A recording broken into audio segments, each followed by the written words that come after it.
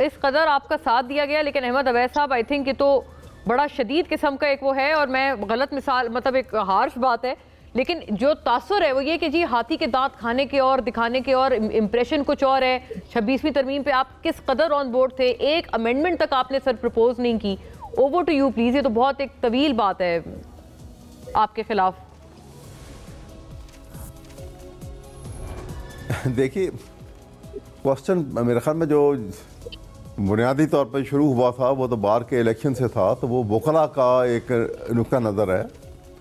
Legal paternity जो है वो आइनी तरमीम जो 26 आइनी तरमीम हुई है, और जो इनका बिहेवियर जज साहिबान के साथ जो लेटर्स आए हैं और जो एजेंसियों का एटीट्यूड रहा है, उनके घर तक पहुँचे हैं और उनको अभी तक क्लियर नहीं किया गया है उस मैटर को, ये सारी बातें हैं जिसकी वजह से लॉयर्स के अंदर, लीडर फटर्निटी के अंदर बहुत ज़्यादा हिजान आमेज़ी है और बहुत ज़्यादा वहाँ पे वो अपसेट हैं।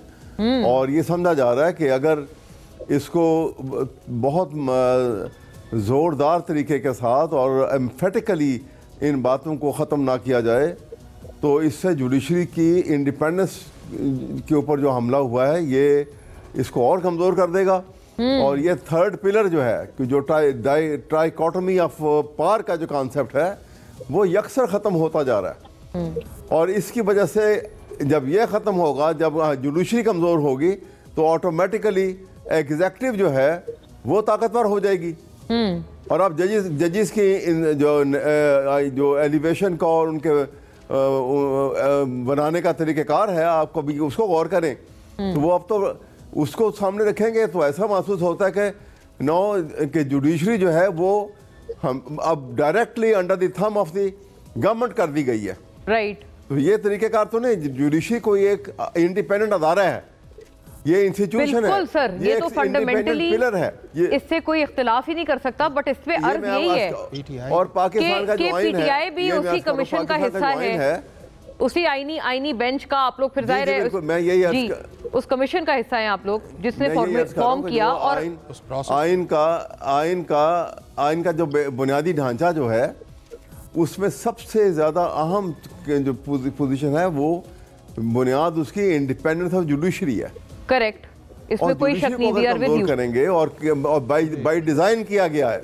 आपने देखा कि जब ये अभी डिबेट चल रही थी इसके अंदर का सुप्रीम कोर्ट में, और अभी इलेक्शन की डेट अनाउंस नहीं हुई थी, और काजी साहब उस वक़्त अभी चीफ जस्टिस अभी हुए नहीं थे और फिर हो गए, और दोनों सूरतों में बाकायदा पार्लियामेंट के अंदर आर्टिकल 68 की वॉयलेशन करते हुए जज साहबान के मुतालिक तौहीन आमेज़ अल्फाज इस्तेमाल किए जा रहे थे, सीरियस वायलेशन थी।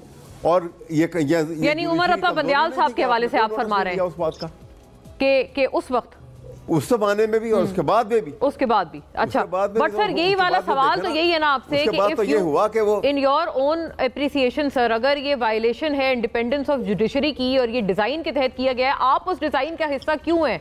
आप उस डिजाइन की फॉर्मेशन में आप ऑन बोर्ड क्यों थे? यही तो सवाल है। कामरान साहब इसको तस्दीक कर रहे हैं। ऐसा नहीं है, हम डिजाइन का हिस्सा नहीं है, बिल्कुल भी। प्रोटेस्ट में रहे, ये इनको जो प्रोटेस्ट का तरीक़ेकार क्या था ये इनको अंदर मालूम होगा कैसा हुआ, लेकिन ये तो अपनी जगह है कि प्रोटेस्ट तो इसके ऊपर जो है 26वीं तरमीम और ना, ये तरमीम का तरीक़ेकार भी गलत था। आप देखें पाकिस्तान किसने बनाया? पाकिस्तान 4 सूबों ने बनाया, पाकिस्तान का आइन 4 सूबों ने मिलकर बनाया, और पाकिस्तान का आइन की इतनी बड़ी तरमीम अब कर रहे हैं। एक सूबे की अभी एक सूबे के अंदर हाफिज साहब कह रहे हैं कि पीटीआई को नहीं पता था अभी तक मुकम्मल जो है सेनेट का इलेक्शन नहीं हुआ।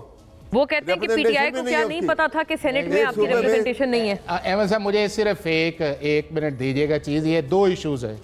एक वो है कि एज ए पॉलिटिकल प्रोसेस के अंदर उस कॉन्स्टिट्यूशनल अमेंडमेंट का हिस्सा होना, और दूसरा ये ख्वाहिश रखना उस प्रोसेस से बाहर रह के।